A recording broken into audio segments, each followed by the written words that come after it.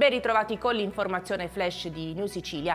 L'allerta maremoto è stata diramata dal Dipartimento della Protezione Civile in piena notte a seguito di una violentissima scossa di terremoto di magnitudo 7.9 con epicentro tra la Turchia e la Siria. La Protezione Civile ha raccomandato di allontanarsi dalle zone costiere e di seguire le indicazioni delle autorità locali. Preoccupazione anche in Sicilia. Il presidente della regione Renato Schifani sta seguendo da vicino l'evolversi della situazione. Il Dipartimento regionale di Protezione Civile sta prendendo tutte le misure necessarie per garantire la sicurezza dei cittadini, ma l'allarme è rientrato nelle prime ore della mattinata.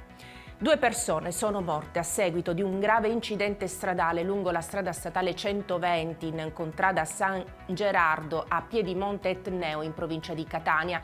2 veicoli si sono scontrati in un incidente ancora in fase di indagine. L'impatto fortissimo ha causato l'incendio di uno dei veicoli coinvolti. La polizia, le ambulanze del 118 e i vigili del fuoco sono intervenuti sul posto. E adesso a Catania, dove proprio mentre è ancora in corso la processione del Fercolo di Sant'Agata, in via Umberto, alle prime luci dell'alba, è avvenuto un incidente stradale che ha portato al ribaltamento di un'auto. L'impatto si è verificato all'incrocio con la via Monsignor Ventimiglia.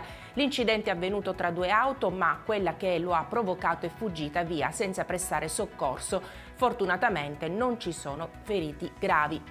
È morto Francesco Geraci, l'ex collaboratore di giustizia, amico d'infanzia di Matteo Messina Denaro. Originario di Castelvetrano, viveva da tempo in un luogo segreto dopo aver lasciato il programma di protezione. Da tempo era malato di tumore. Geraci, che era gioielliere, era noto per aver nascosto preziosi oggetti di Totorina, Castelvetrano. E con questa notizia per adesso è tutto, grazie per averci seguito e arrivederci.